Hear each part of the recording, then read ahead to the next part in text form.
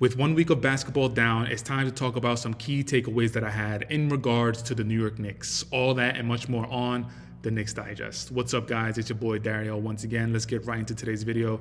So, of course, it's been 1 week. I don't want to overreact, but there's been some things that I've seen that I definitely want to talk about that could have an impact on the Knicks season. The Knicks right now with a record of 3-2. Most recent game was on Friday. Cat, I believe, had 22 points against Detroit. It was an absolute runaway show. And in the game prior to that, that's when he dropped his 40 ball. Now, Cat, to start off the season, I believe he's averaging 22 points, 11.2 rebounds, and 3 assists.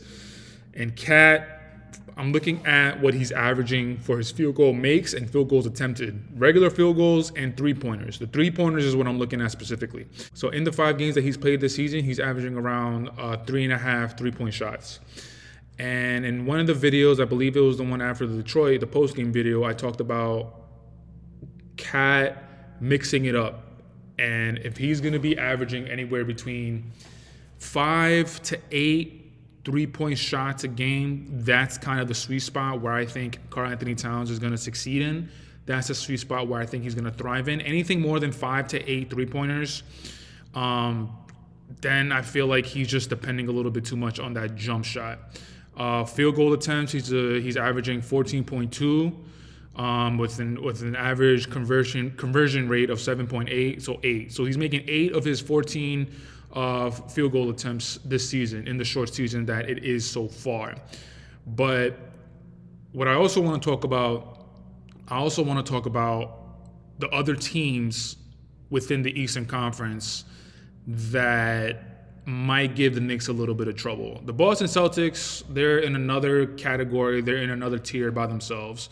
It's interesting, though, because there's actually one team ahead of them in the Eastern Conference, and that's the Cleveland Cavaliers. The Cleveland Cavaliers are undefeated. Let me repeat that. They are undefeated at a record of 7-0 when I'm recording this. And there's some history there. There's some history there with the Knicks. And it seems like the hiring of Kenny Atkinson is definitely a great hire. And if you remember, Kenny Atkinson, before KD and Kyrie Irving went to Brooklyn, he was the one that was able to bring Brooklyn to the playoffs. That was with D'Angelo Russell. Who else was on that team? I think Jarrett Allen was on that team. A bunch of other guys as well. So Kenny Atkinson has this skill of formulating a culture with an organization that he's working for. So in my opinion, I'm not really worried about the Cleveland Cavaliers. I wasn't really expecting this start of a season for them, but we always gotta have the Cleveland Cavaliers in the back of our mind, because more times than not, we're probably gonna end up facing them in the playoffs. Now, if they keep this hot streak up, I don't necessarily think that they will, but if they keep this hot streak up and end up being the first or second seed in the Eastern Conference, I think the Knicks, will finish top 4, top 5. Right now, they're third behind Cleveland, Boston. Right now, they're third, 3-2. I think we'll finish around the 4 or 5th seed. So if Cleveland ends up in the first or second seed and New York in the 4th or 5th seed, we're not going to see them until the second round of the playoffs. But a Donovan Mitchell-led team, we've seen the ceiling of that. Now, of course, maybe this time it might be a little different. Kenny Atkinson, from what I've seen, he's been able to implement Evan Mobley a little bit more. Evan Mobley has been taking it upon himself to be more aggressive, really show his evolution in his game. He's taking the 3-point shots that I've seen the highlights. He's actually taking them a lot more this season.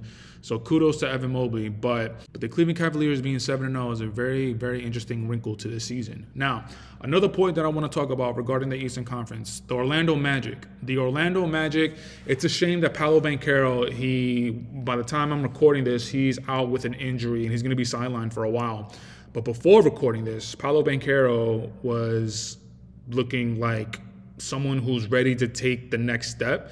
And it's kind of scary because we're a week into his 3rd season and he already has a 50-point burger ball.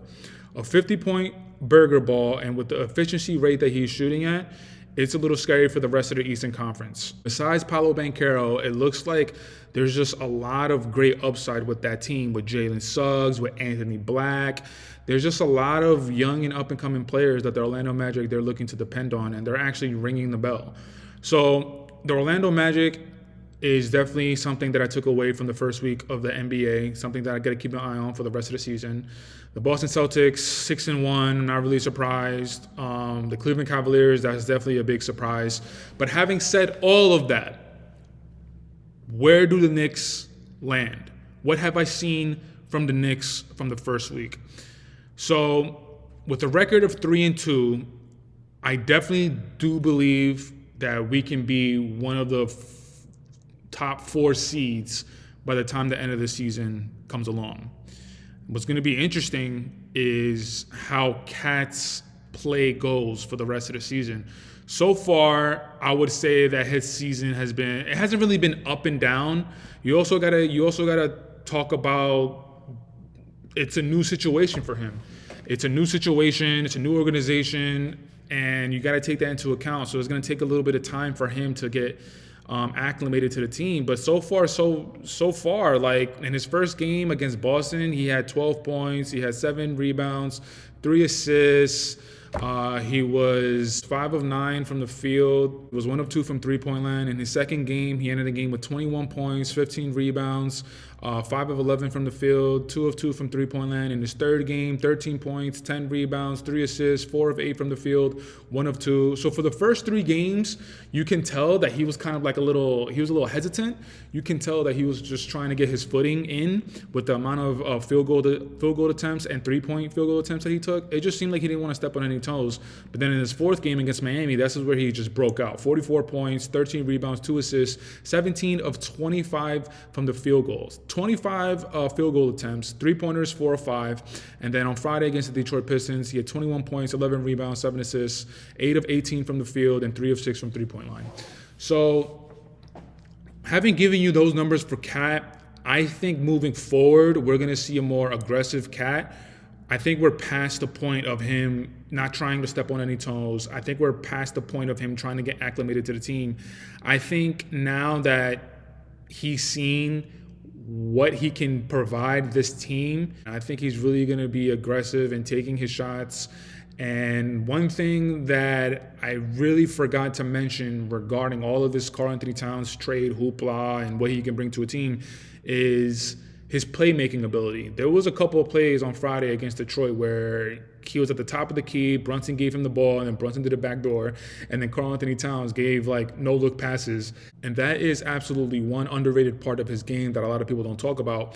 Now, is that going to help us? Of course, but we still need Karl-Anthony Towns to focus in on being that second option for the team. The Milwaukee Bucks, something I should have mentioned a little earlier, but they look like a complete nightmare. I don't think the Damian Lillard and Giannis Antetokounmpo tandem, I don't think it's going to work out. There's some weird chemistry thing going on there.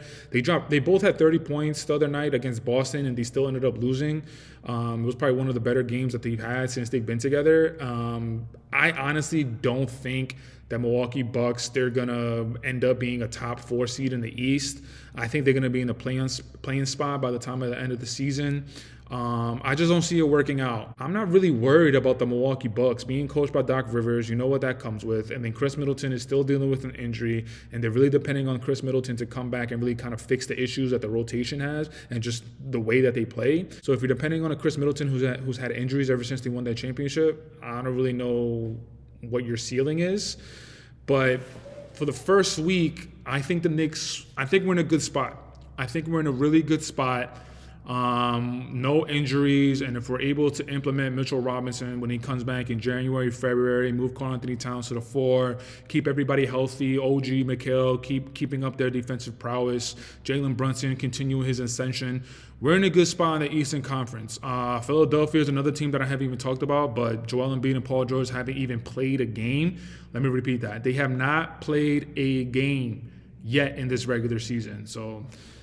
And I really don't think that the whole load management, I understand the theory, but your body needs to acclimate to how hard you're playing. Your body needs to acclimate to all the pounding that you're doing on it night in and night out. The more you play, the more stamina you build. So if you don't play for a few games and you come back and you give it 100%, your body is all in flux. Like, I understand the theory of it, but I think the Philadelphia 76ers organization, the way they're thinking about it is completely backwards. Joel Embiid at this point, like, I think he's like early 30s, 31. And man, I think it's a wrap for him, man. I think too many injuries on the body, and I don't think he's going to be able to come back from it. So having said that, that's another team that we might not have to be dealing with. They're probably going to be in the play-in by the time the end of the season comes around. So the Milwaukee Bucks, the Philadelphia 76ers, two of the teams coming into this season where we all thought we were going to have to reckon with, I don't really think they're going to be a big threat in the East. The Cleveland Cavaliers probably took the spot of the Philadelphia 76ers. The Boston Celtics were always going to be there, and I think the Orlando Magic, whenever they get Paolo Banchero back, I think they're going to make sneakily, I think they're going to creep up in the standings. But as far as where we are right now, again, I can't overreact. It's only been a week into the season, but I like what I see, and I'm still going to be keeping my eye on Karl-Anthony Towns, specifically on his shooting attempts, and more specifically from his three-pointers. I want to see him continue mixing it up in the paint, right, left hand, baby hook, putting the ball on the floor, not trying to get offensive fouls. But we're in a good spot, man. We're in a good spot. But guys, that's it for today's video. I want to say thank you so much for checking it out. Leave it in the comments. Let me know what you guys think about the Knicks 1 week into the season. How do you guys think we look? Are you guys worried? Is there something that you guys are worried about? Or do you guys think it's all positive from here? But until next time, you guys know the drill. You know the vibes. I'll check you on the next video. Peace.